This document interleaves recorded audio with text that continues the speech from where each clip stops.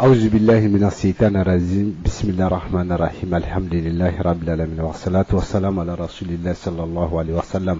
مرمو رجو دمبي ترنكندانو وخا نوار نمغسري الله تيجن بالارو النبي مغسلين نغفله وقتو نانتي ثلاثة سوغنا كرا خوخاي ميغا خلام غبارا ngro kembere kinga ladan biranga iwatagunti okhramgo noa kengani way manke directeur général Mamadou Magou Djirté Bamba ado ikhrindano kengani invité nga onega modi sima sankare kembrenga lengi talata ke waqa xlanya kanni khadi nanti yaga gemu wana saranu jatenga khaso tanjikendi qasu nyerundi sinu juhili tamu aro kabu alla qaso gatina tambene qaso nagan qaso ken tampilendo seguni oku jamanenga kembre qaso tamundo banane sine ujine ko monagati tanagate o directeur général ngo kiteme wati Djirté Kaba. Assalamu alaikum. Wa alaikum assalam wa rahmatullahi wa barakatuh. Alhamdulillah rabbil alamin. إن الحمد لله نحمده ونستعينه ونعوذ بالله من شرور أنفسنا ومن سيئات أعمالنا من يهده الله فهو المهتد ومن يضلل فلا هادي له وأشهد أن لا إله إلا الله وحده لا شريك له وأشهد أن محمد عبده ورسوله صلى الله عليه وسلم وإن أصدق الحديث كتاب الله وخير الهدي هدي محمد صلى الله عليه وسلم وشر الأمور محدثات وكل محدثات بدعة وكل بدعة دلالة وكل دلالة في النار أعزنا الله وإياكم. ثم أما بعد أحييكم بتحية الإيمان على وهي السلام عليكم ورحمة الله وبركاته. وعليكم السلام ورحمة الله وبركاته. والله تيغانا هو مامنا تيغاندن بوتيمانتنا الله سبحانه وتعالى دغني أيرو كنن قوا ونمر الله سبحانه وتعالى مها كسيادو نيما غنا دوماني رسول صلى الله عليه وسلم ادي دونكونو ادي صاحبانو ادو سرسرغا توكيدا اباتينا نغا ورا اوليان كوتانغاني كم بالي ترنكانا ناني وندا يغار لمن دوكت سي نغو تينتر نغولاتي قطر نقيمن ارجون كان قنن نغوني اغني ارجو دامبي جومبو مارنا oda kunyiti kisen kuyina oda kon kunyiti neman kuyina ngayagini assalamu alaikum wa rahmatullahi wa barakatuh. ومر الله سبحانه وتعالى مغلق أنه كنده الله أنه تلمندي كليم بتلمنتنا إن شاء الله. ونمر الله سبحانه وتعالى مغوكر جمودي الله أنه ورون قيرن كني أرسلام اللمن شكوه مانتنا الله أنه كسير تانغني ورغني. اللهم آمين. ودوا مفاتو بنو دواري كوين نغندي الله أنه هني الله أنه نيم الله أنه قبر نورو الله أنه دعران فسي إجران الله أنه أغسرون كاتو كتانغرنا الله أنه فتني هله. كم من قتال غنودي تقلو جنة الفردوس لا على نغني إن شاء الله. سلام من متون تودوا عن غني الله غنا ساكني الله غنا إيمانو كني الله غنا غني جن وقفري ودوا عن سلام من سافرنا نعا الله غنا كشيرو تانغني أودي دعنا الله غنا ويريون كساكنو ديا الله غنا ورجع سنن كنو دي سكوما تين الله غنا دي كسي حرام الله غنا دي براندي حلال غني الله غنا دي سكوما من جمون غني إن شاء الله قطعي غسلام لمن كمان قصوا دوا أسكوما تنغني. ومرنو الله سبحانه وتعالى أوغا الهالة كبن غندي الله سبحانه وتعالى يمانتو وني كموي جنوبون تونوي ودراسة غنكاتي الله سبحانه وتعالى ولا نغنا الله غنا أقول ماري الله غنا أقول ماري الله غنا جيمونا هنتكينوي أوغا الهالة كبن غندي ولا نغنا الله غنا هراغو إن شاء الله. الله سبحانه وتعالى أنك يعني كما نغنا أكوني كموي جنوبون تونوي ومرو أنك الله سبحانه وتعالى مغا angana wal halaka angana harago odangani khairinga inshallah Allah ganna kumare na kamme jusri kino inshallah Allah ganna neman kammen kino Allah ganna horman kammen kino wasu komantenna istighfaran go bondi kate Allah subhanahu wa ta'ala ona qafari gese mur Allah subhanahu wa ta'ala ayni fonnan cirangani agabe gebenga amagano ngani inshallah wasu komantenna drogoto ona sondumon qalasi ancho wonde hangrinte ana istighfara anna kengo bondi inshallah ken o kemur Allah subhanahu wa ta'ala kembe warniro masala ngondi kuyindo palle ko gagatum go be talata ngana kira araba ngoro na litaw na masala do me hinu kama alhala ni benogo ni wori suseten no wandi ka honno wandi igarniti alhala yugo kan taqwa ona haqulu ngurndi ikama ona masala do me kamo su ko mante ona me wara kiledi ino gondi kembre khalas rebe ga do me lengi kenni ogide amorsi masankare muhammadu jakta bamba wati no gire rangani. السلام عليكم ورحمة الله وبركاته. وعليكم السلام ورحمة الله وبركاته. كل اللي بقى موقعات تلين كان نغني أنا بسم الله إن شاء الله. Ramogo bamba kering kanda no ay gonda ya kare lemenen no kurse ona hoho kunyiti kanu kunyidenga ona hoho kunyiti silama kunyidenga ona dua medangane arno kumari ona be ga kollenki lemenen no kurse no lemene ya kare no ibo asu hay haminiti ke jimbi ay lenki wallahi orna dua medangane arno kumari inshallah kenda ngem halle ona dua madrasa kharamu ngundi ikharade mundangani ke hakati lenki awako kharamu ngundo kharade mu isu hay hamini ido defum bibe game sarna ido sarna ren kasuha hamini ona duidangani jabum posire arna kino do kharade mu nga ole arno sowendi inshallah arno kumari assalamu alaikum warahmatullahi assalam wa rahmatullahi wa barakatuh tren kana ni gonda garle min ndo qisena ko tinte do ngolate o sukko mante nkunyini o mo jike mo Allah subhanahu wa ta'ala anemandi anemanga bege ngama insha Allah qoro mo jigan kuti Allah subhanahu wa ta'ala nemandi wakati sollahi meda kenya kuno ndangani ona qafari gese muru Allah subhanahu wa ta'ala ona tunda tananti ko mo noyi junubun tonya noyi Allah subhanahu wa ta'ala na kamme ke gebe liti anta fofo na hana Allah subhanahu wa ta'ala agana tigiti kamme ke gai anta ho na hana ken Allah subhanahu wa ta'ala agana arti anoku komo na hana duna no gondiere insha Allah o minuna qerin cefen ko odu dangani ona odu krosi digamu yogono konnenga awayana sababwa donc kamme ko ni rege atigiti nen sababu ni yogono na batangani kute na asababu yogoy Allah subhanahu wa ta'ala kuteni kamenti kitiye sababu yogwai kumbure kengana nya Allah subhanahu wa ta'ala wakumonga awi jarabi ni hay yala qasbarni wal maganta sabarni agana ka jarabi agana sabari ndonku ana qerin gebe kina hay o gebe watini gebe gama hamu gebe watini kubino kaga kahirun ka kamen kaga nukumbanga yi digamin ngana koni digamin na islamin nye Allah subhanahu wa ta'ala na islamin ngana kunya jarabi ni na ka hayele qasbarni wal maganta sabarni wala nyaga na Allah ganno e munga kubinu ga sagene kati Allah subhanahu wa ta'ala insha Allah kembe technicien no trinkande sugila mane wucine mo gororo o masalangi no wonde tere suga de bendi o sulle moge aganam magalungu kawande ma aganam pati sanje ya dina kedi naso be ragambati enjuma pidianga ribane sunnampu farenjabu الحمد لله رب العالمين والصلاة والسلام على المبعوث رحمة للعالمين هو سكوني ترنكان داني وندا يغرل من قصنا وتنتي أرن ولاتي خطر نقيم من أرجون كان ينغندا جدا بجمعو مارنا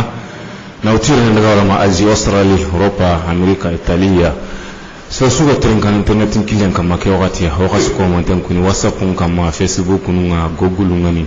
wasu komantan kunyini ke wakati ya su komantan wichi bununga wasu kunyini ho wote nkana ku kili su komantan kama wati na kasuru dun wote garo na siti ya katuru na kaimenu arjon kanya kane no ndi arjo dambe jombo marena Allah subhanahu wa ta'ala arafunan cha kunyanya islamin ndangani wati gana dangini wati warni wati gana dangini wati warni wa kanu bunuga hijun gilen kama ya Allah subhanahu wa ta'ala gana no ndang dangani kama kanjamani ngoddo ngi su komantan dangani ya kana do dangani o hata jintengi do ngo ko hata jintengo o do nga waddo ngi dangani wakati su Allah ganna gollu kuno ndi dangani Allah ganna dangani hijo gante inshallah Allah ganni suru sagandi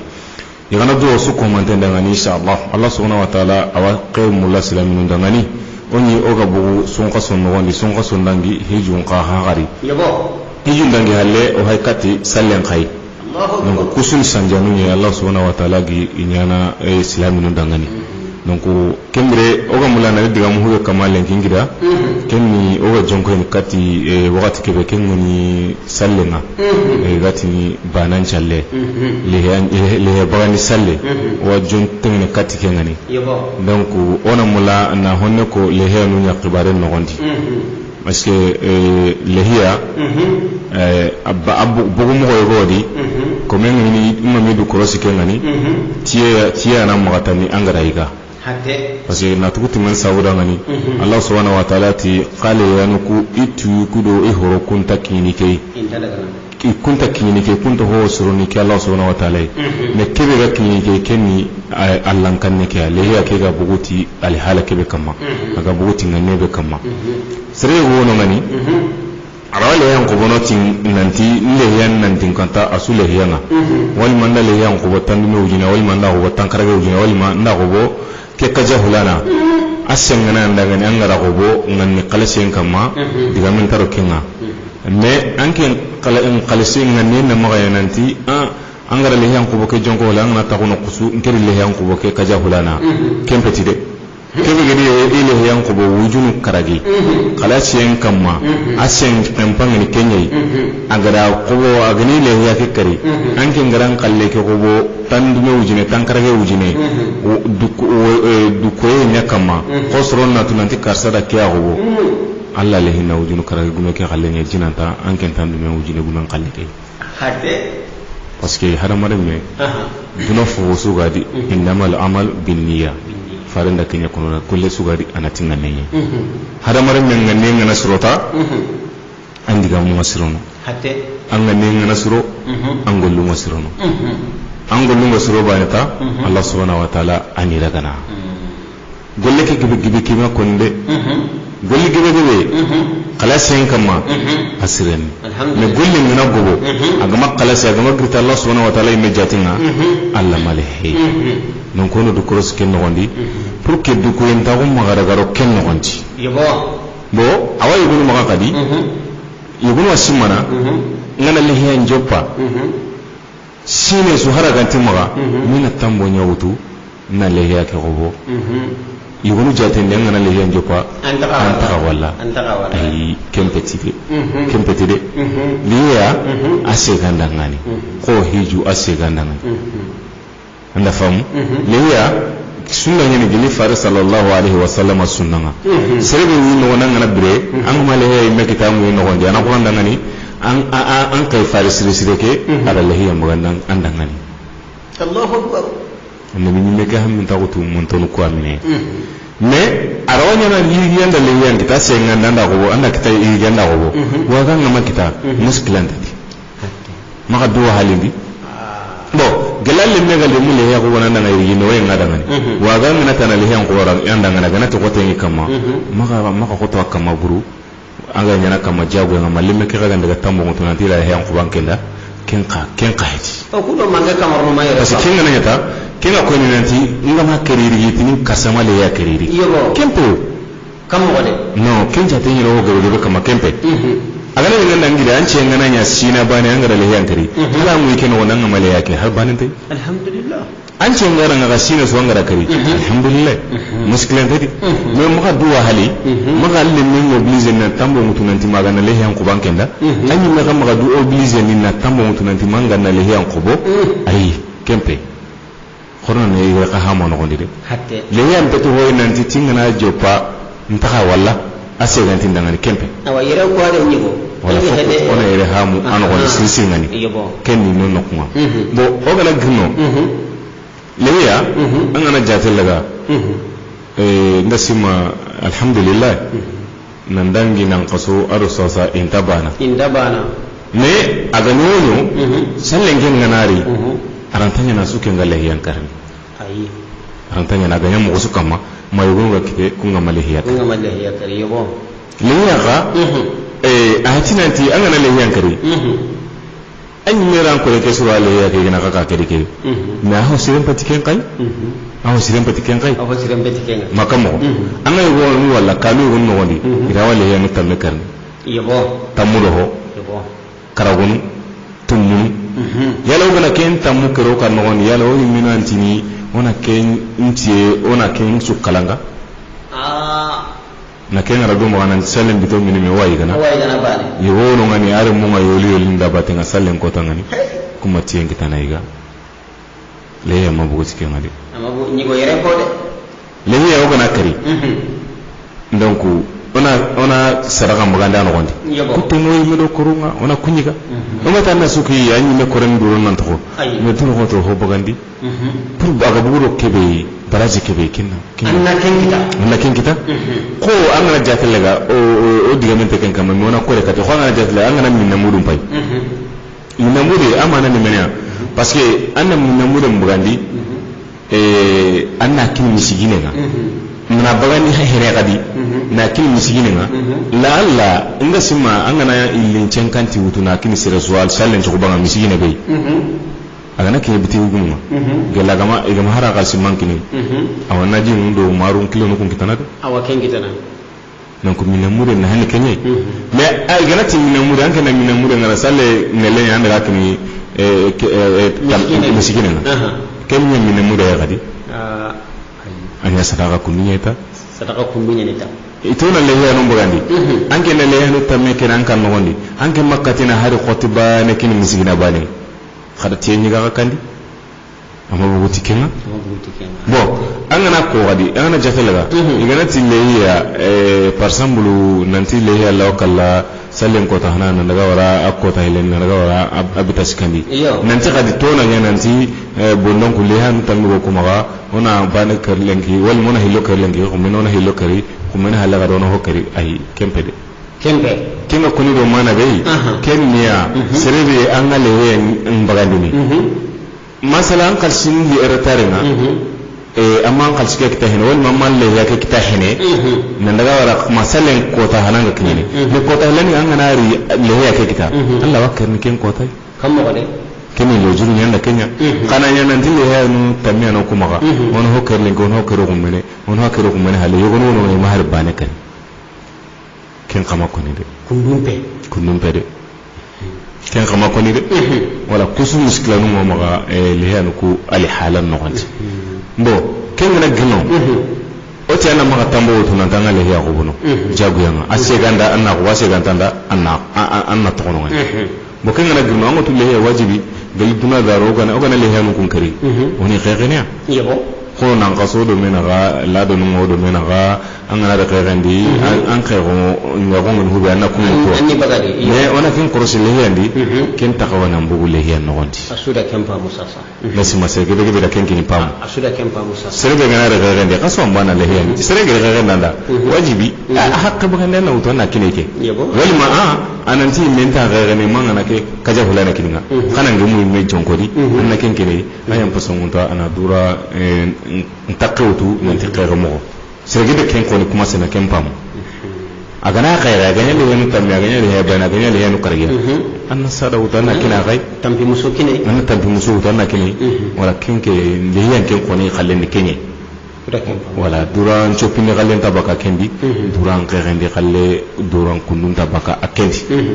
wala oda kukoto dantanto wori lehiya khallen no gonti donc ken chawurangani onan no ka cinkille ngara awani ni yugowa hoyo do berna no gondi anke maga anke ampa men kam man antatu kata ko do gana masala do no su commenter ngana mi wara kille de an gondi donc ora famen kitana an gondi angani yugowa hoyo do berni anto gon kam mani anto ambela gon kam mani anga kende berni wala ken ngana gurnu nda sim masalen ken ko ni maga antakala to a petta gana go ko hilla no do salen na keta agana go ko ni donc kembre gelalla gana wi tengende na koyre ko yadi donc ona diga mu sallen khawgan khawana gemundi mo gobe islamu sallen ngana yirni aga go islamu ngan khawana gemundi mo gobe ngan khawana al halum bin dubna sallen gemundi parce que sallen ni Allah batani khairin ko tanyani nyagali ko tanyani so ko tanyani do ko tanyani do jabi ko yambayin ko tanyani wallahi non ko gan khawana ken ka gemundi mo gobe on khawana nara kilendi ken kan gondi wala lenki ko ni masalan ni kiyai ona mo Allah subhanahu wa ta'ala ma Allah ganno o gemundi sahabai serebe gana tirindini anga manno go famu muskil anta no gondi na tirindini na anan tirindini pour anga mulana famille kita ano gondi donc ko amuru tanga suko mante ma o gara ko mo be men kacin kilene ni agana wore o ko ga diga mi kibe kono katti katrin kan dawro o ken ko ne tu me ka kun ga mi kibe ko katto on ta kentu me o nya merenta kam amuru tanga suko mante ma ti Allah subhanahu wa ta'ala dina ke ni ngunu kullu gonye anya me o nya merenta kam masira sunan maganya sababu anga diga me kono katoi aganya na sababu aga sir jogini fankantile ke kam alhamdulillah ona kenya mo wakemu masuko monte maga donc na menya merantani na mekaba donc aga na boken tani donc anya na hotana wanta la nyagana aga nya ken murun tenga suko monte maga mais am pakla la ngene kebe amurun tenga maga na kenko kenyeni nan diga mutike ngabul hikma ala hoko hibe gara hamini agarun haklu no haklu ngawto tasi khadi yana ke kono kati okubenwa yo okubin hadi yana ke kono kata gaire ka digame ke be sagani katoi sadiro kana na hayo wa kitane dikam ko na hore amor ko to soga na re emso kere kinna no kuga krindini donc oga concentré so be kitane dikam ko kama yo tururiya no de mana sirsiri aba hankan kinno shiri wala tururiya na haklala tanakinoi donc kenga ko nandi o suqranga do me bategi kenyeni anke me nge trengana na hoyo go hamudi mbatenga nke bigan ken katrengana an kana hoyo go famudu ambatenga ayo keni kan tan Allah kan no ge musaba kembirangara bucine be hamano gondi anora kleno inshallah makin kace ngara masuni ke kemre technicien nora tiklenga 2158 96 04 radio dambe jomo marna no tinte hado no late lenki masala ni kai serebe gara hube ha man gonda ngama hube ha man gondi wasu komante na me wara kiledi anondi ogara hube jabini batikedi ere ona kenjabi ogara ta hube jabini halle kembiro na kenjabi Allah ga no gemundi sahabai anondi Allahumma min donc haramara mimma gri anti mantengani timena Allah subhanahu wa ta'ala bane adangani haramara mimma na qasinte yi donc kembre kenjabu dangani an to campagne ni kebe an nakanya konno an to campagne kebe an tallan Allah torono kendi ni makamo akhram Allah torono an ngana daga jiginenga an ngana jiran ko lempaga an no ke campagne an nakemba na wutude nan ko hangen ka wakundunga hakka nan ko kembe haramare me na kundunya yi haramare me to ho makin haramare me to no gonda kan tati bucine ba nan kin haramare me to no gondi kembe to bucine kala senga kama Allah subhanahu wa ta'ala awande mala wanyana to qorenga mo shiri kembire kiani arjo dambe trinkandano technicien no o trinkandi sugula manana me ka cinkilengara 2158 96 04 serebe trongo kana no ndi angana o me ka cinkilenga na katu odanga mekitana odan chu commentaire na me ora kileno ndi Allah ga no gumu sahabai assalamu alaikum wa rahmatullahi wa barakatuh so bera gambati enjumaga bidiyan garibane sunnampu farenja bun kusasangoma korosun kafi me ya ollidunge farenja bun churagande maga teresu gabati do sunnasuya kella farana sirokane maga nature kesora kanyeme Bidiandun kono karolleteng Bidiandun kono karolleteng Parenja buncu wasunnama Corona bidiandun kakuara Nanjong koi sunna kitabum magam Bidian tasiro magadina kedi Sere sunna kemmu gosobe magam Wagudun kono osulle sebe Nambangeti sunna kitabum maga Sere suga di dutu magare tere Dosara bure tere kille maga Funju fagasan kunginye kenoho Bane sumo jabi ribahu maga Tere sumpammi tidu yaye nasara sire batu sunna maga kenyani nafanga dunadi yere sakala kharabi radio dembe jombo marna meran kacin killen payke 2158 96 04 no tinte adu no late serebe gamula miraqlo o masalange no ndi olenki masalange ni kay ngidangara ko mo gobe parce que lehiya atitiren qorenya siri donc leya igo ngabagandini ya garenga abagandini ase gandangani christian abagandini lemina ngabagandini ase gandangani donc hiyunu yogono wono ngani kunni wajibi nya haramar men kama mi hinu yogono wono ngakun qati wajibi ya kunni sen khibare nye parce que ngana hiju kay mi hay Allah subhanahu wa ta'ala gara hijun ko ata se gandangani musaqqa gan maga nan daga hijiranga hiji nan kama wajibi ne me musaqqa gan ta maga wajibi heti non ko lehiyan qawa kundungani kembre lehiya maga du sugulani maga du wa halindi nanti kasa hulana da lehiyan kari irigi wa ga malehiya kari surongati ni kasa malehiya kari ai saran kibare heti de Allah kibare yani wallahi saran kibare agana kenga su angana tanga saka monoti kenga su nanti kasara le yankari yerunga mo hokari waga mo hokari awbaka allan khabare nga warni saran khabare nga Allah subhanahu wa ta'ala ga ati lan yanala Allahu luhumuha wala dimawuha walakin yanalahu taqwa minkum ati le yanuku itiyuku adi if horoku be ga bakale yake adi itiyuku adi hetoku kun ta kini ke Allah subhanahu wa ta'ala me kibe ga kini ke Allah subhanahu wa ta'ala kenni aga Allah kan ne ke taqwa Allah wala Allah kan ne ga buguti nganne kebe nta bagani ne kadi nanti ai bamba da bagandi timur sima sankara kara bagandi kana bagandi ai mol sima kana ti bamba da bagandi kana bagandi ai kundumbe kempe agam makata ashe gandata keskan so anyi medal mara walima a khalsi ki se kitan daga nan da ko bo alhamdulillah an gana ko bo yiri me waga ngama khalsi kita muskilante waga halle garanga na khalsi kita Allah ko bono aba kundunga menanya kita na nya sigindi akartata anga yugun walla ndonku hari qote ngane kamma kebe ga demuna lehiyan qobi daga na ganati lehiya iriga senti daga kenga nya na qote nga ken yugunu maga ken diga ken fitanai gina lehiyan kariri ma lehiya kari waga yo soronna ken ngorina ti ndonku ngor lehiya jonko ai ken pihe maga dusukulandi maga du halendi kenga Allah talla gana cikin nanti bari manda iriganda bagandi wagama bagandi nta an cen kampang ni kebe anna kenya de barni surtout kabane no gonde aywa kan to koy batta banati e wasa je kafu da bagandi an kana kirgal dan kallenga maganda mertai kundum be o magalim ko sugulandi tikenga sirisi ase galle men danga na gara kayanda alhamdulillah I waga gana ta senti danga maka tampindi anna duwarangan ana tarna sinare kallen koy Allah gana no ndi ana ko bo makamo ibandan ke jabu be basrebe gana yanga an ga male me buganda abada an ga ma sai kita eske Allah war garantin ni nanti bar manda male ya no Allah tan tindini garantin ni hobe kengano ngani makamo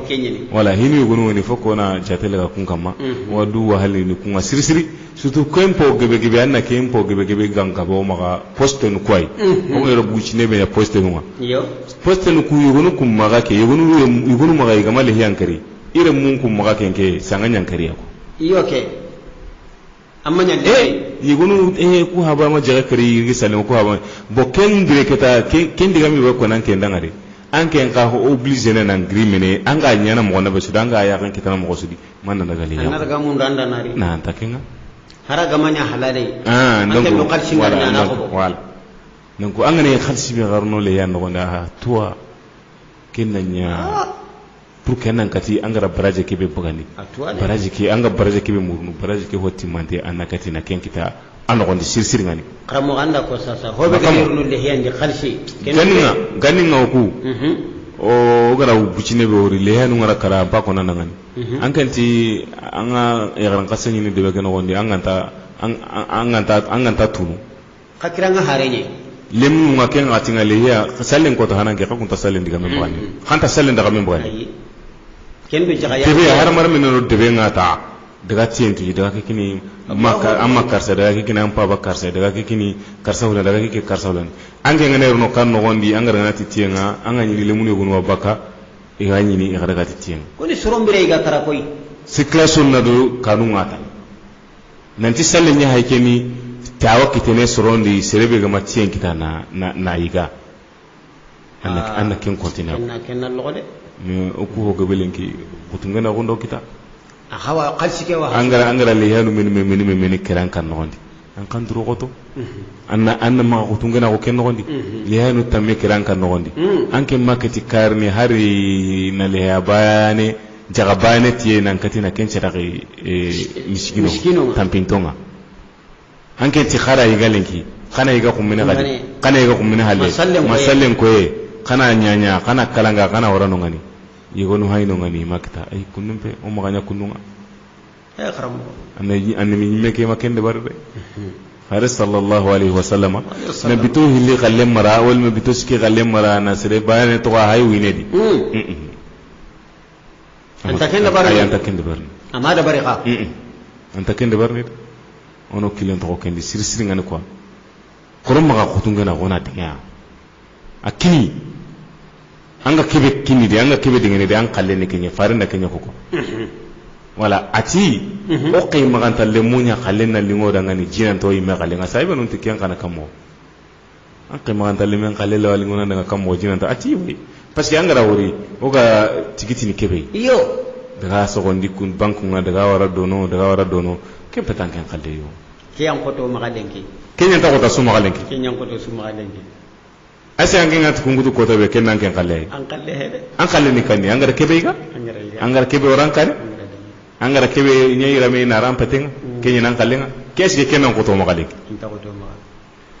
donc ani bi nyime ke ugana akrosi bani tani na nyaga raba tenga tani donc do to ko renya ni quoi atanga na ku indi kenka ana kam ko kadi angana ku indi baraji be ga ken nogonti kam ko parce que angana hay salle nya hayarni ke rire mun pa yoli ni hajjotina anki ngana tin kuntura bane utuna kinkini kunga nyagale kebe dabarni iga soye kebe dabarni baraje be ga ken nogondi o kamo kembere men ka cinkilem pay kina warantene 21 58 96 04 serben torongo kan nogondi ke wakatia o men ka cinkilem pay arjo dambe jombo marna kaga nakatu o daga mek kitana na masala do men me wara kille nogondi anogondi inshallah parce que allo babu di lenki de parce que amus kilange be gebe ngadu quoi akote nga sere gebe gebe no kamma donc iga wahali na no gondi anani ama kinyekenga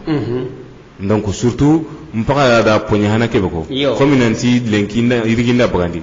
kiti anke mo bagandi ri anke male bagandi ri ken ay ma bagandi mena kay ay kempi makamo ordinaire hamude ona ire afamu sirisi kempi he quoi ke ko ngi ciron keda surtout salem bay ke ni haga ma to ho gebe anga yugun wallahi nati wadu force ne mo go go nanti jagu ya mi ganna ko bo ni wakilen kam assalamu alaikum wa rahmatullah alhamdulillah basmaya alhamdulillah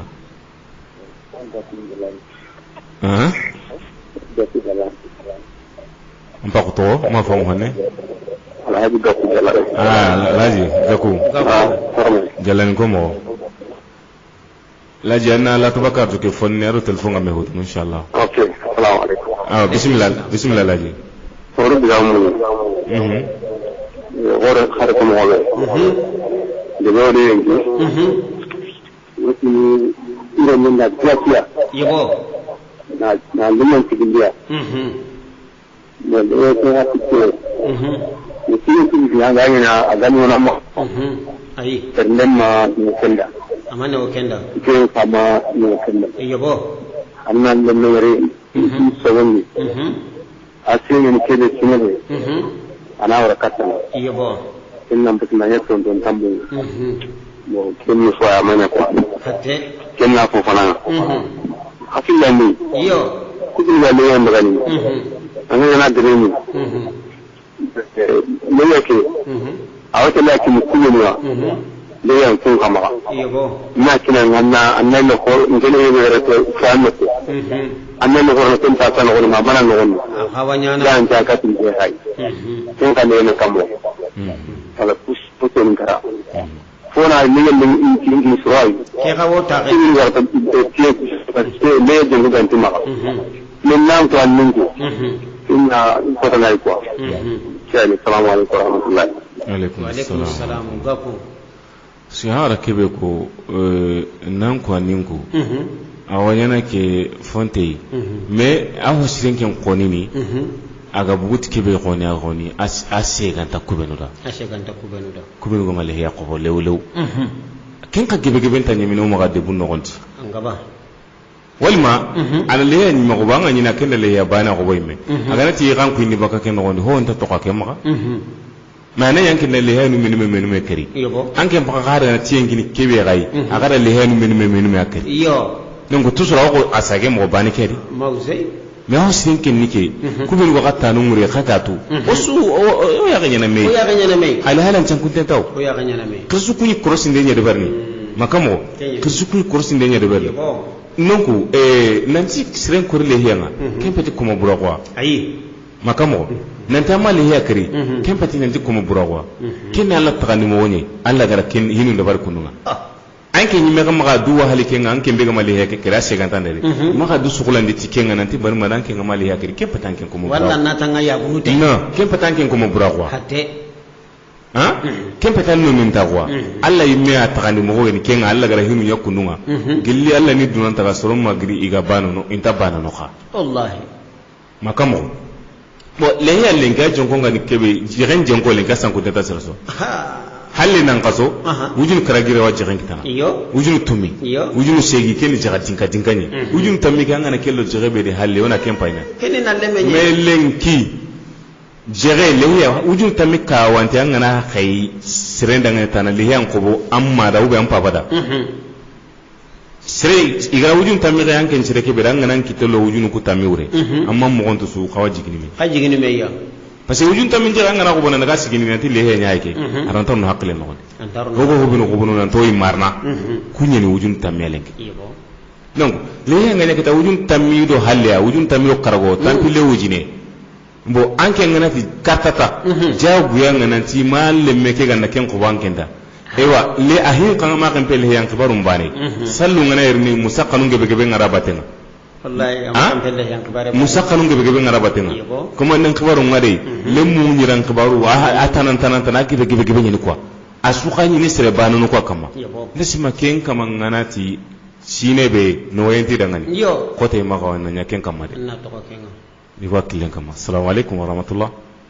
allo assalamu alaikum allo assalamu alaikum assalamu alaikum allo otorongandi assalamu alaikum allo otorongandi bismillah nteta kana aywa sirebe gano ku toronga kaman kan da ya toronto kan no wondi arajo dambe jombo marna 21 58 96 04 masala ngem pay no tinte adu no golate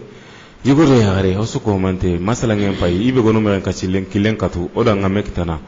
arajo dambe jombo marna numéro pay ke 21 58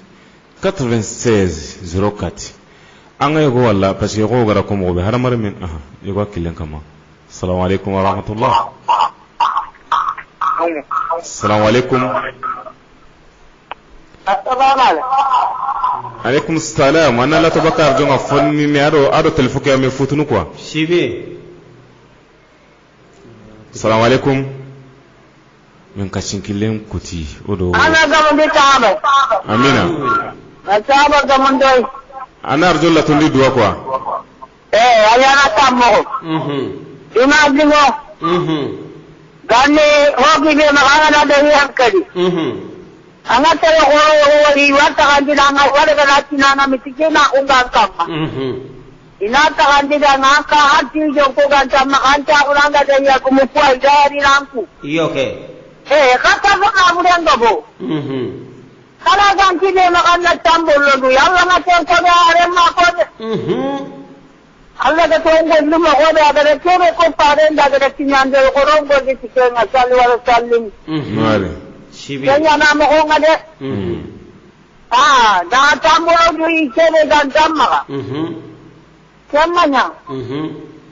yana Allah da no goldu laga Allahumma mina yana Allah da no tilama ko jidi Allahumma mina yana Allah da no batul laga Allahumma mina ano tukawaja na kalawunten odanya ga tunkala jimu ano kumari amina ya rabbi Allah amina ya rabbi assalamu alaikum wa alaikum assalam na jalwani ko kunni nan jamu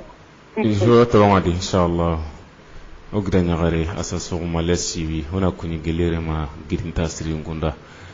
marna jomo ko yugonda ya gare lemino ndokir sona sukuni atogondi ke watiya arajo dambe jomo marna yiwakilen kama assalamu alaikum wa rahmatullah assalamu alaikum dagte basmaya alaikum assalam bangare ka kamugo kanute marni tumugo tara suntiya lolo kanute soronko mo dor suntiya ayo bismillah kanute anga juma konno mo gobe on ka wanya na kundua kam mo de janni ni kundua kentano lenti kentano ga ku ko kada ko ko itenin tiyen tuna da doku horo ta sandari ki kada kare da ni ta mari ari kenta kawa koronto ko Allah kalle ranon ka horni suturi la yukallifu Allahu nafsan illa wus'aha maga ikkitagan men allen men nagan ta kede da hatte kede senganda adana nyanda wakati le marhaba kede senganda maga gaja anda warkene yang kebare iyo ne ya bagandano ngano nyanyandano bagandano ngano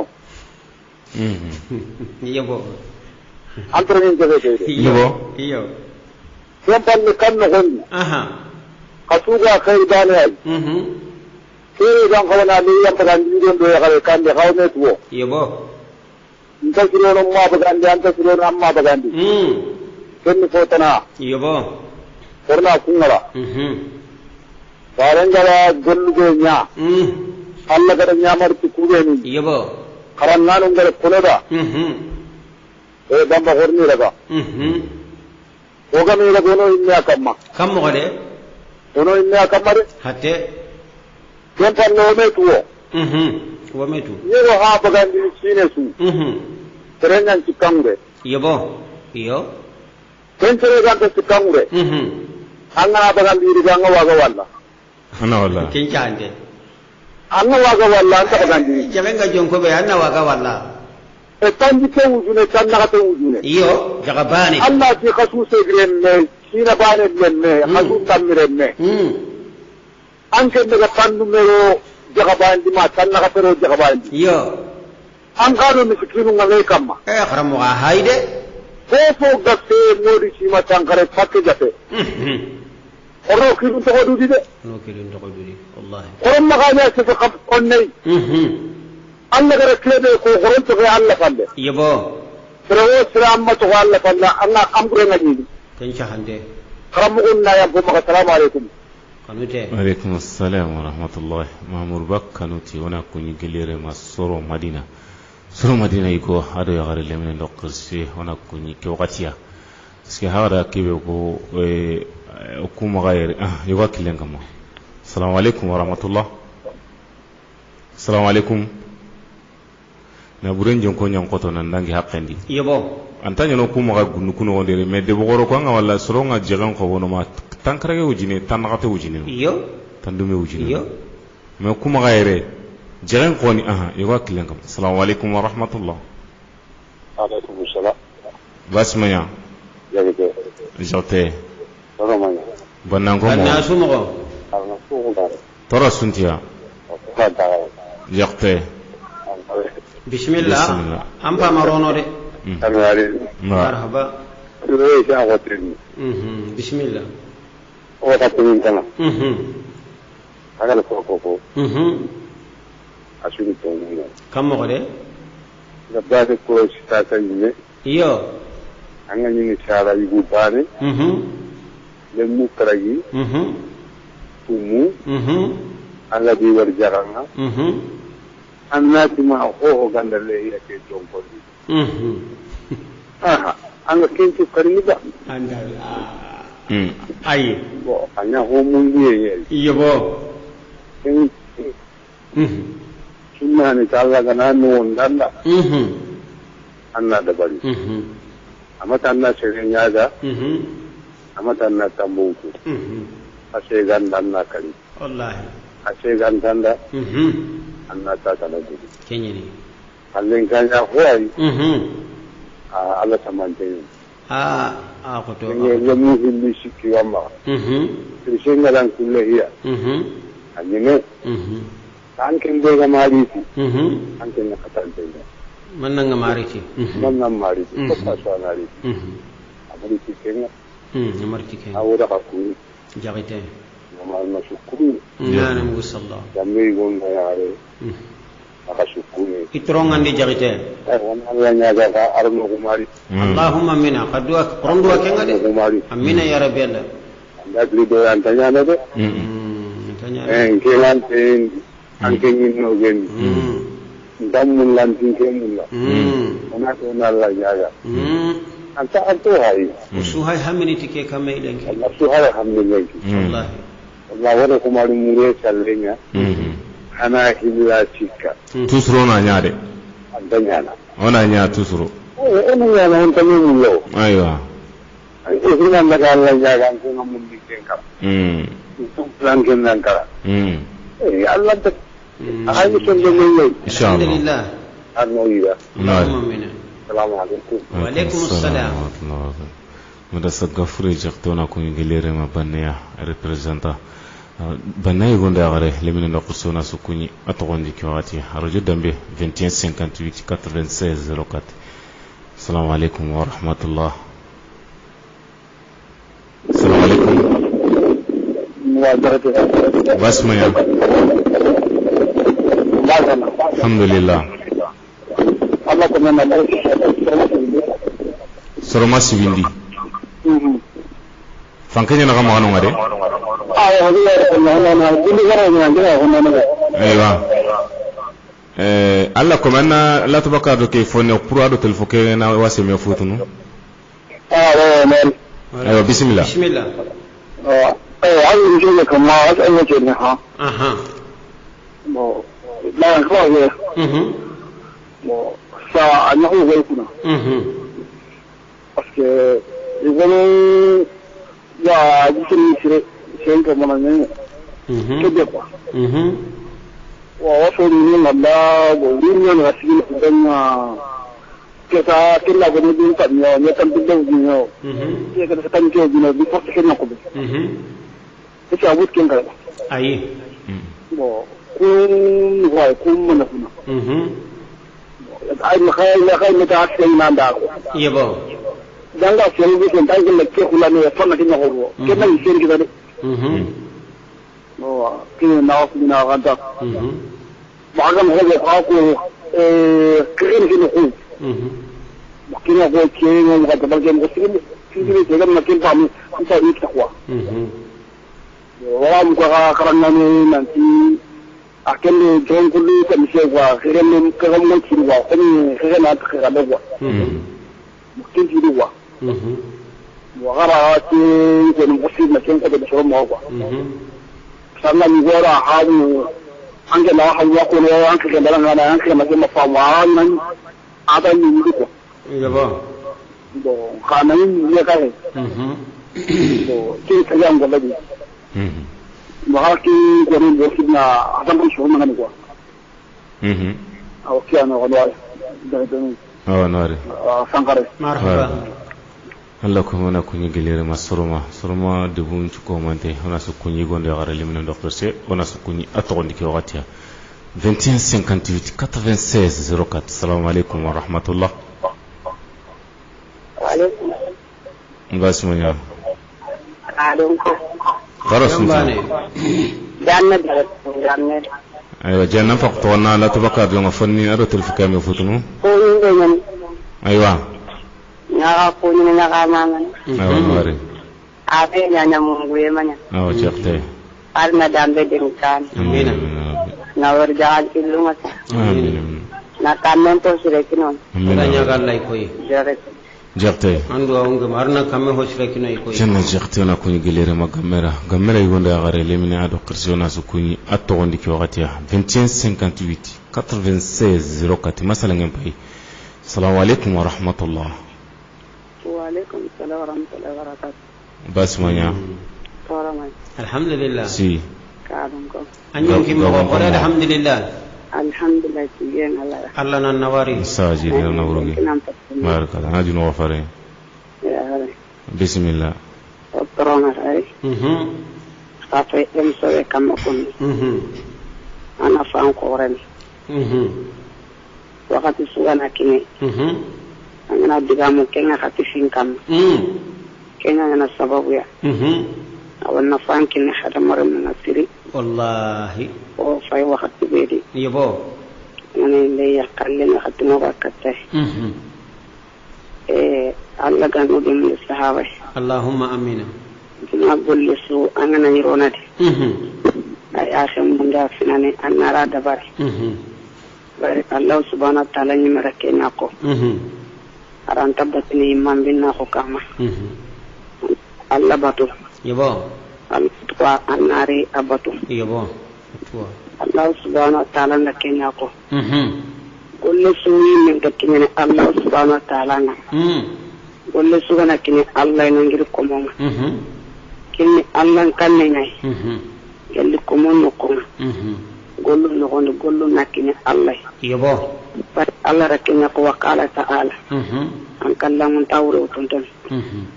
atillana yana Allah luhumuha wala dima'uha walakin yana Allah taqwa minkum forum ku jokkende dan le yanu ku tiyene forum dakene Allah mon gollu kene Allah gelli nangir ko mo ngati Allah kanne nya golle suqa gari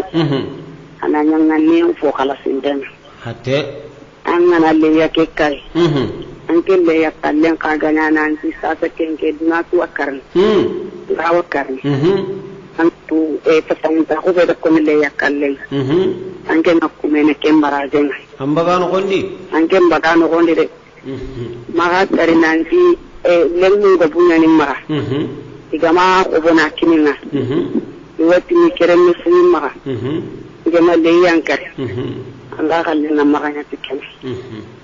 foro serate tu dina ke ko kada dangay mo ombe no yen dina nyan Allah gana senya nganda nga kotambe salle birangara wa alhamdulillah nakay kenyani asiga ntandanga maga mundi fotananga anga karni ken ka barajin ta ken ka dan andanga no gonde hatte o mare mi gongi di no kunyo ko ganna kay go iyo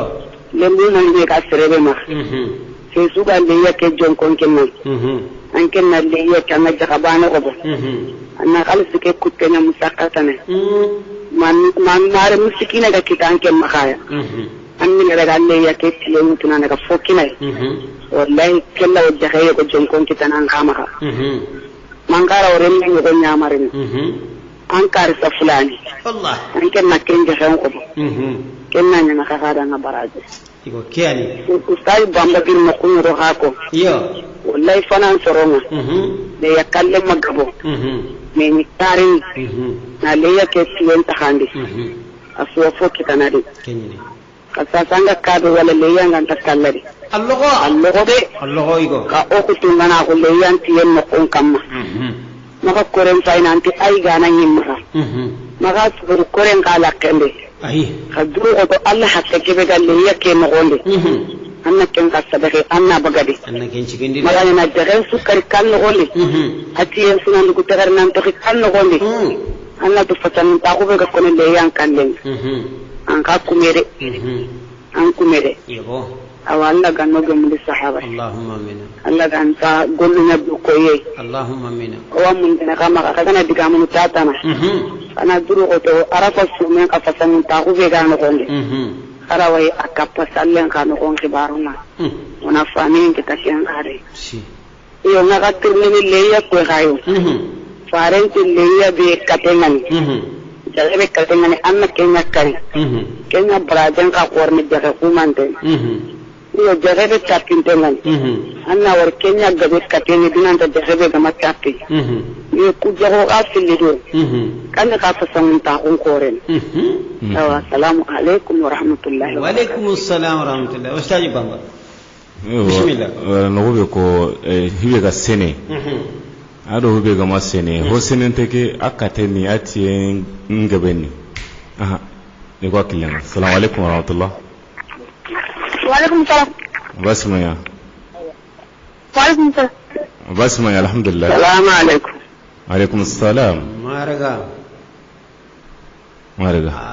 ho senen te ado ho senen tambali bo kibe ga masene goni awa ho senen teke kane titringa lehe na ko hatte voilà donc mais tie siren koni kara hokate hosenen teken aha yo wakilen kam assalamu alaikum wa rahmatullah alaikum salam wa rahmatullah basmaya alhamdulillah inshallah kamu jawara ante mo gadam ayo bismillah gasamu alhamdulillah rabbil alamin barakallah walla kiyana walla mamun dara mare ne anga na dalla tere igabe won angon ta hamu angarna kam mo gole aw jembo ko ay kamana radio dan ben terenga regabe kengena la yambe kandini o apa kandini surunga apa kando khara apa kandini na gay bi amu la ya ke tamma mo gole cuma na regabe raham yar golli bucine anna da barti Allah inna lajene na bo sanda golli hore da bara amma da barti Allah anga na jate la galinki la yan sabare ki aho wa da barni Allah sabare an taka kenga kadi ko janga na yi ko mi dego hore ni bama ko ndi menu de betana anga na daga Allah ya ko bera ke mi anga tu tere da na la yan ko no ti so ko nan dilla yan din tan ni na ka ko wonna ka ko na to miskinu ngano ma la ya min ti marana bagani ira bano jahan ko wono tan tigo jine tan ka go jine bira mara cengana anda mani kadi na jaga ko ko tan na to jine bane ge Allah yi miskinu jine ne ga ga tan ko kita mo be tumu le hinne nyallo ko magalim jawara o ga tan dio su duna lengi aramaro muhammu ngune ya o ga na cinde daro na lengo wari jawara ngo on ko nan kamu de bira mo ku mani zo mun nyai le lengi ko da de la jojo jemi de kam mo de ni duna de mo ko ngani kun ada jote baga o ga masanji jamo warle bira mo singoro wo ganni sorunga o ganni sorunga ya na mo ko be o ga nanya tum mo ko ma ite ta warle no de alhamdulillah de na burenga bolenki me akoro bakare ko na rambare men toti yebo kano wa ko no wa ma manar tar na hadda la na golle jawara digame sanga mu ko dunano ko Allah digame gaji antalla hanare digame sanga mu ko Allah digame kenya nan na hana hatte na gure ke na angara hinde iga kenya mere angara mere yara men yang kaso nanga hinde kin Allah anna kenya ni nan kanu kenya ne ati ne ma su gara nyoranga hari jianga na mini ne ma be gani da ga de wan tirin dinai hatte ودعنا كن لونا بريزوجا إني بعاني يا رجال الله كنا رجولا. السلام عليكم ورحمة الله. عليكم السلام ورحمة الله. قسم بجوار هنا كن كلير ما جاتيا تحق الله سرقوا الله كنورا توقيريا. جاتي يقول لي أغرلي من القصونا سكوني أتوان دي كواتيا أي كمبي يواكلين كم السلام عليكم ورحمة الله. وعليكم السلام ورحمة الله. بس ما يا. لا تتعلم. طول رجامنا قرنا مؤمن. بس صومك بوا سيبي. ها؟ صومك بوا سيبي. الحمد لله. رأسه كمان. دياني كمان أنا كوني بانا سوى دينه ساي. يبا. وقت أنا بفرنسي جوا أني مهاجم يجري تميل سبب. أينا تراسان ديني كنا تيجينه. تراسان. wali mamunda koy man kisira da se galla na tantu bi ko jini bi kara ina ga mun da iya na tira miskina no hatte ayan ta sanna tanna ta jini da jabana bi jongo na fiki kemme ala ko yoy ko wanda da ne to bitin da ne na an kai anna da ban sallai yahiya shari'a da ko kiyanya na magaki na hakka yara ina jaran ko tan na kate gine tan tile gine tan jike gine ay wa tan jike gine mange ken kam ken hotana ide hotana ni koi na ni ka ba ne an kontene kom ni garan para bian de ko ta na ke ma tun ho be sereli bintu filishi gabu ponda le hiyan kari ona trandu siki trandu bana na ken tro ka trandu bana na ken ken ga tere be ku trandu bana kan ken tele miskina no kamuru bano de konta ken de bani akan kawa kundumi ya ga mi so be kamawre ma sene kamawre mamar ba ga diga mi ko diga ta mun tuni kenye Allah ga no gomu sahaba Allahumma amin sallallahu alaihi hala ga na ga tina ta ya on lu amu iyo bashin dadi assalamu alaikum si bashin dadi assalamu alaikum mo bo si bi hona kunyi gelere ma jombo marna yugo na ga limina da kursona su kunyi atondi ke wakatiya 21 58 96 04 arajo dambe jombogo marena fasogora ko mo bangutu na algerian ko tanchige ujini akan pakada ke ko kenga de barne bumoko makamo tanchige ujini jagabani kenan ko na jogo tammi kita ko misiguno tammi gili henu kitano assalamu alaikum wa rahmatullah alaikum salam ajambane alhamdulillah Marega barakallah mare awa ndankina hayre de bismillah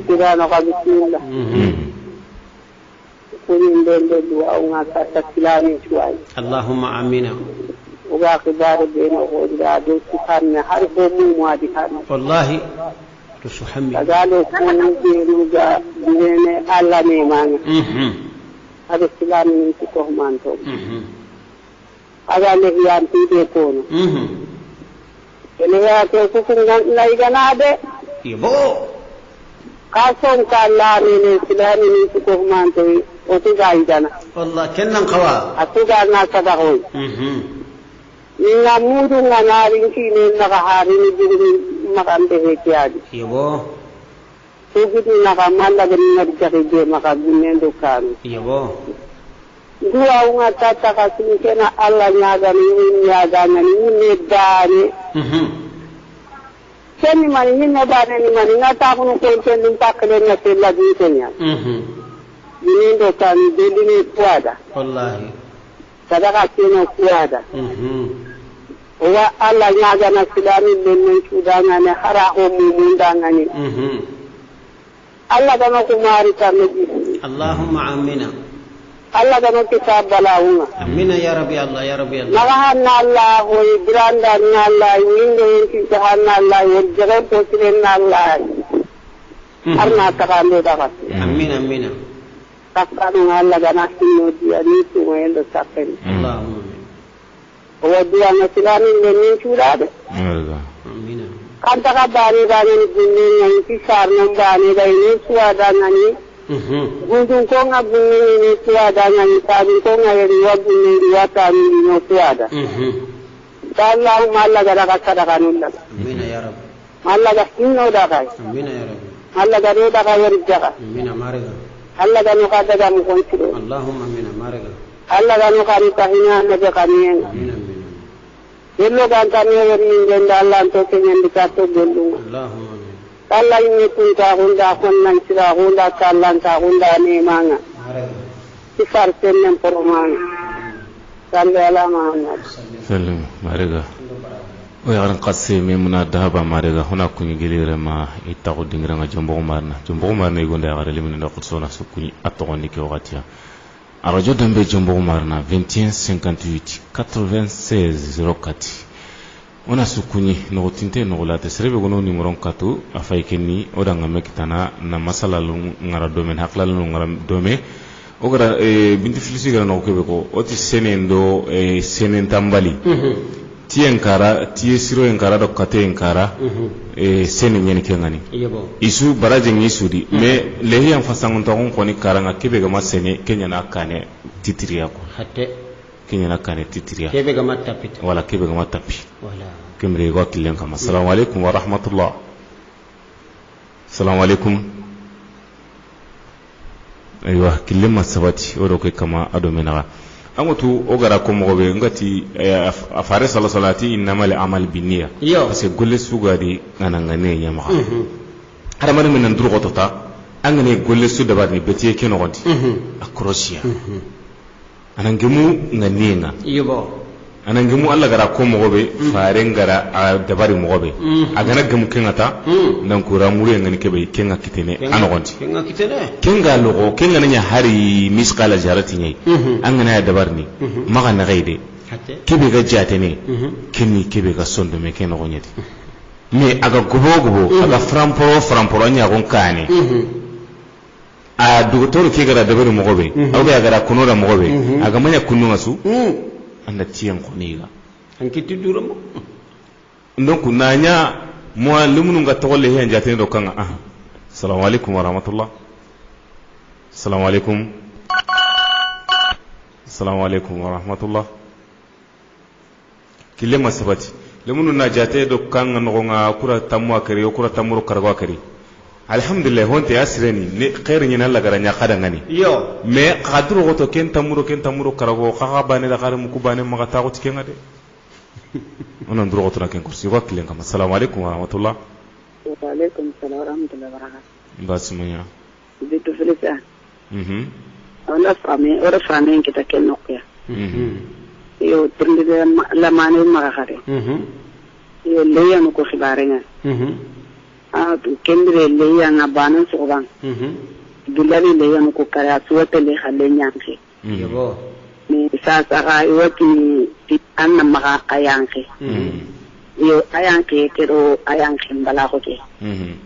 alo la khano warakille ken rakam bas inta inshallah assalamu alaikum arno gumuni sahabai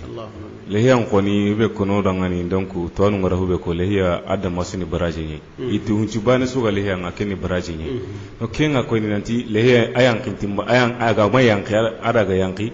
ayan kintimba lake kenyan baraje am korani ayan hube ga mayan kide wonna ga yanki aga ne yanki ko mbaka intege aka ko ni nanti intimbu ci bana suga lehiya asene baraje ni nanku kenda ko nanti famille mo ngoni kenga donc ndasi ma hogbe be kuma sena kempa musasa donc lehiya anga mahara yanki basintedi om lehiya ke yanki ke ado lehiya ke adi akite ita jongni be kenjo yimno anda kempa mutani na dabar nanti sallen ko tanyani donc lemno na nyagali ina daga lehiya no ko le no gondi ini yanki donc ini daga edinari donc anga na hara yanki na qur'an mo gosudi ahalle ni menia arni meqya donc kenda ko nanti anda yanki amma yanki me ho be ko yanki ko ni ken ko nan pasangunta ado kadi sonno me ke kadi hatte wala nganne ke parce que Allah yimme gara ken kono nanti kebe ga kini ke kenni Allah kan ne ke ay ngam muraso wana Allah subhanahu wa ta'ala magalla ga nogum ndi sahabai harsa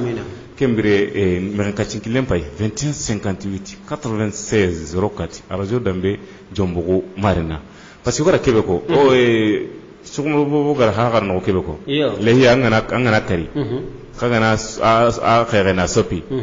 kana tagandinya kagana tagandi nanku kuyindenga kawana nyamobe nasi makincan kuteheti antaka sanko kimbe kuteke andan korea kagana ken kaiga ma fihi bas muskilan ta ken kanwan muskilan tay makamo me o maganya ta nanti yugunu nati annan ke mangani musa kulbeli nu menu kuna ti yagarno nga he ho antargana kara suru qolle no na ganda ganyanya oy munana igana ay kempede maganya kenga de angana kenga ta andan kore gara tiye goni ga me kagara liyam magani tikebe kama kenkita de kemma kitade donc pour que annan katina kenkita alla gara ko mogobe na ko farnda nan tan ya mogobe yo anya kundunga yebo oti srebe ga me wi ke mu mano gonda alla ga man leya no ndanda ngani muskilan tadi basin tadi Allah tantir ne alga man kota nanti man nga mali yakari parce que na tuti rasul sallallahu alaihi wasallam fonnan cirenya ni aham min taqutu umman tonunga ada leyan kari meda na leyan kari nanti keni dun konunga sebe ga mali yakita wi no ndi farenda leyan buganda ndo ko ni haba shiran pai koi nan ko aham min taqutu umman tonu ko nan ko kembre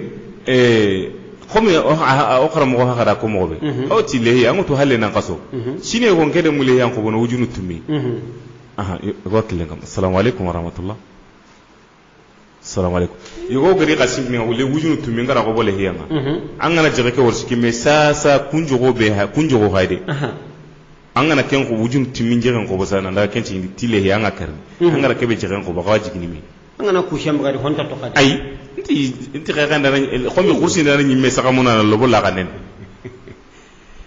makamo kenyini na buren jonko nyon koto lenki na ndangi fofo sudi mi shenken lenki ke anda ham o kembe na buren jonko ngana koto agana ni sine be an ngale halan cirengani alhamdulillah muskilan tadi ko ke hagara marasa hagara kebe ko min lemu tammi anke magal mu karga anke maga yo serebani gara lehe anke anke ndanga nda sima kengo sede angati kulle mutami mo hoga na lehe jonko anke anke nda an ngana lemu ku imenya mari an karsa hulana am pa karsa hulana ube amma karsa hulana a korosi de lehi anta magari hera nyanna lehi ko banakini nasi makeni baraje po gorenye wallahi parce que nan qaso khirsuni kunde barni lemen na baraje ki danken na baraje wakile ngam assalamu alaikum wa rahmatullah wa alaikum assalam assalamu alaikum alaikum assalam wa rahmatullah basmanya atoron tagay kanto dinga mo jara jara atora suma jerete jabaji ko mo bismillah tankare toron tagay ko kortan kan denga basmanya jombane alhamdulillah bismillah ona ka terngana yo da famu go no fama di lenki ba no adani jaga gebe ke tumu kadi ma kargo kadi bo tuano nyanta kono dare e ya na takandi bito shiki na hokkar len kan na hokkar ko mana hal yo da fa me kita kendi yernde ri ko ni na tu nan ti tempe hatte yo da tempa ayanga na dala kerin kene ana hoge be fam jara bo kunu nya de daga mo ko ke manya ga mo ka kenge tamu no ke tanun di mena takandini yebo halo kuma ga franci me ko kalle ni muskula nya akotenya awante kitana na kare ko ta hanate awan magade nan ta karna akita na kare ko ta hanate wala girti kenye me ngana lojuruma wala lojuruma ona daga kare bita hilani ma bita shi yebo kella wanyana kanga na ta nan daga kare ko ta hanate allu ne salle garon kayya ko kun tu yebo yon ko da fame kan da dare nanti awa gananya karboyi mai tumu kare an na shi daga bagai tawne yar ti shira ganyan ka to kun dan ko kun na karna na kini ya garunga tai na ide na ho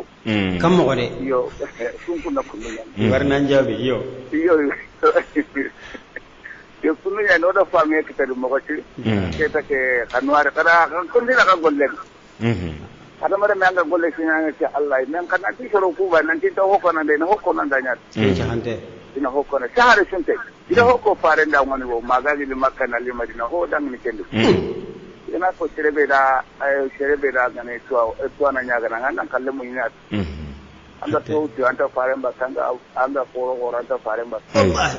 yo ona duro ko ta ona me marata katti wakati go man ka to no kwana annabi mun ta faraga do hatte ogara ko to no bukku do to no ko hatte ai le kun kan jele gina ga yanga to abtake mata ta kele ga Allah kille da anke nyaali anke yille ta ko anda ken ka jele gina ta ko anke ka ando anke on kere man to ala samanten ala samanten ne Allah ga na hakku sireti no ita amin ya rabbi kana ga du ko tende bare jere jara sankare ngari semballa bele ahama rono de anta jabaji asasaba ko semballa anta ahama akirindini de anta no ngaba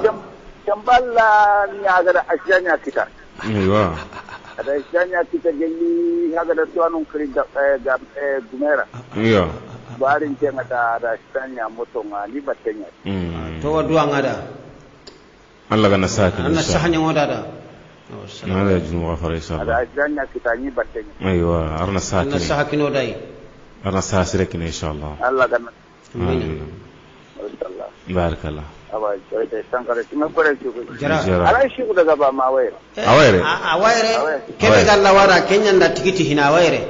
ها كيف قال لوارا كينيا ندا تيجي هنا وير شو ما كلا ولا مغتي جرا مور نكو يغني على ميدا بس أنت دي أو غانغون تقولنا ها السلام عليكم عليكم السلام ورحمة الله وبركاته كنتو دينكا مامرو جراونا كوني غليري ما jabaji gonde ya garle min ko sona so kuni aton ki wakati wono do o representant dangani ado gida semala bele fofana alla ganna sahkini alla ganna sahsirikini inshallah alla ganna nyanga dangani jun wa qafare ngani rajo dambe jombo marna 2158 96 04 masala ngapay no tinte ado no late parce que hara ko mo gangu to soronya kono nanti le hiya no siki gana maga agana linganda alla bana karne lenki ana bana kare ko mena ana bana kare ko mena halle ay ke parce que kitu wanya gamini soro maga yebo aga koni hibe ga koni kenno ko mi angana ilo juru ganan kitanga ma kitana kari ko hagara ko mo be abita ile ninga alla karni wala bita sikani nga alla karni wala kenyan koni kana nya nanti hilo no gona mara ono bana kare lenki ona iga ko mena ga ona bana kare ona iga ko mena ay kempe ken hutunde nyani anta ko kundunga illo ga maga siko ga maga sukari anyi meta kangen ke banna kembe gadi anna misugunon ta kankiniya kenya muri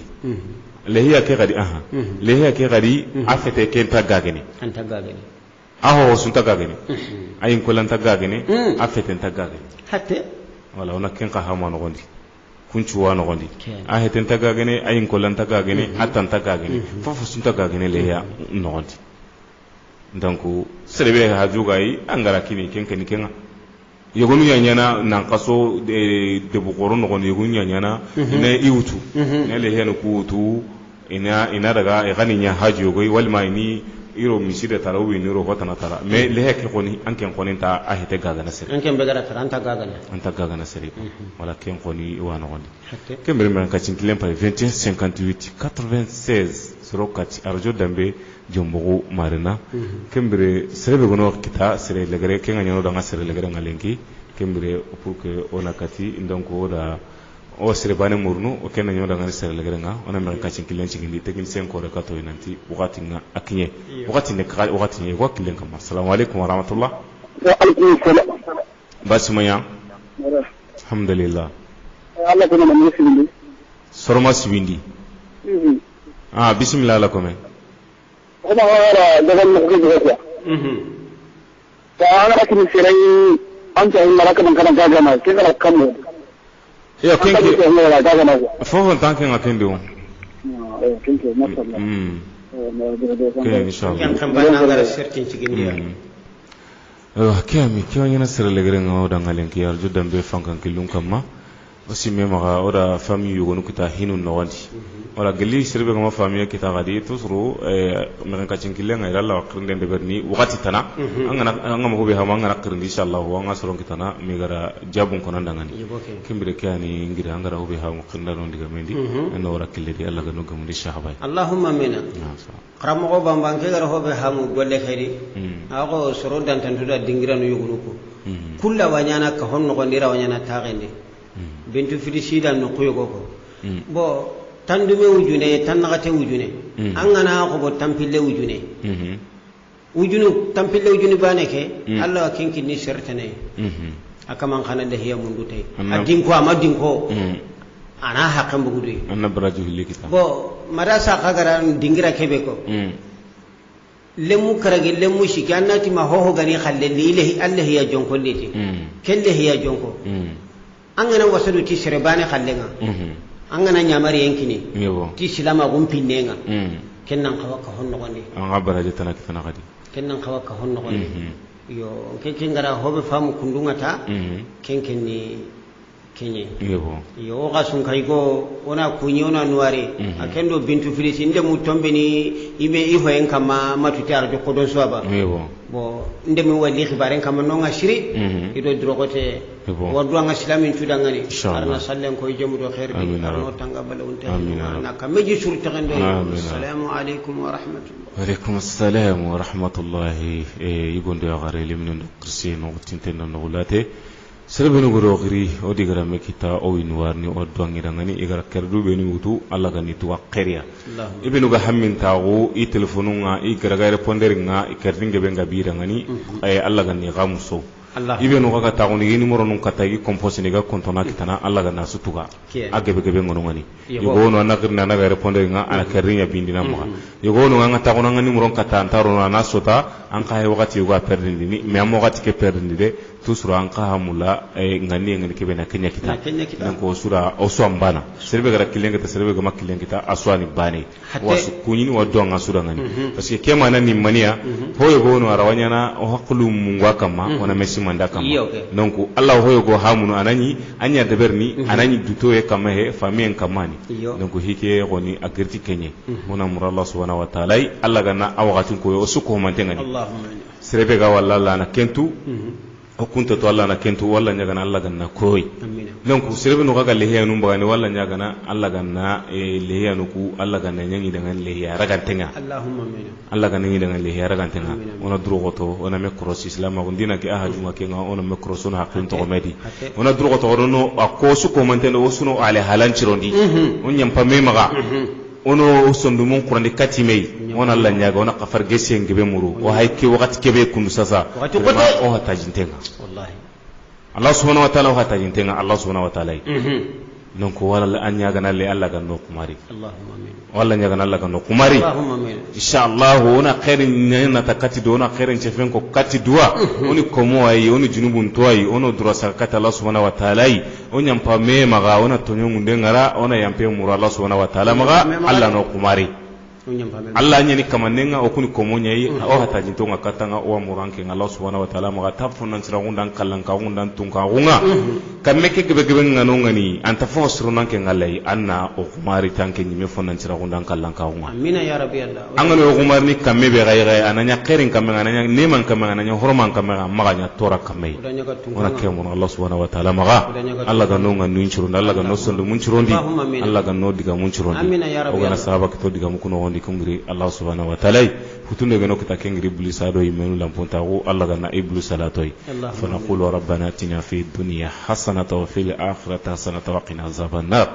ربنا لا تزغ قلوبنا بعد إذ هديتنا وهب لنا من لدنك ورحمة إنك أنت الوهاب ربنا هب لنا من أزواجنا وذرياتنا قرة أعين واجعلنا للمتقين إماما سبحان ربك رب العزة ما يصفون والسلام على المرسلين الحمد لله رب العالمين السلام عليكم ورحمة الله ndero kane maga tere suga de bendi o sullimuge aganam maga lungu kawande maga aganam pati sanje ya dina keri naso bera gambati enjumaga bidiyan garibane sunnampu farenja bun kusazango maga korosun kafi me ya ullidunge farenja bun churagande maga tere suga bati do sunnasuya kella garana siroka maga nature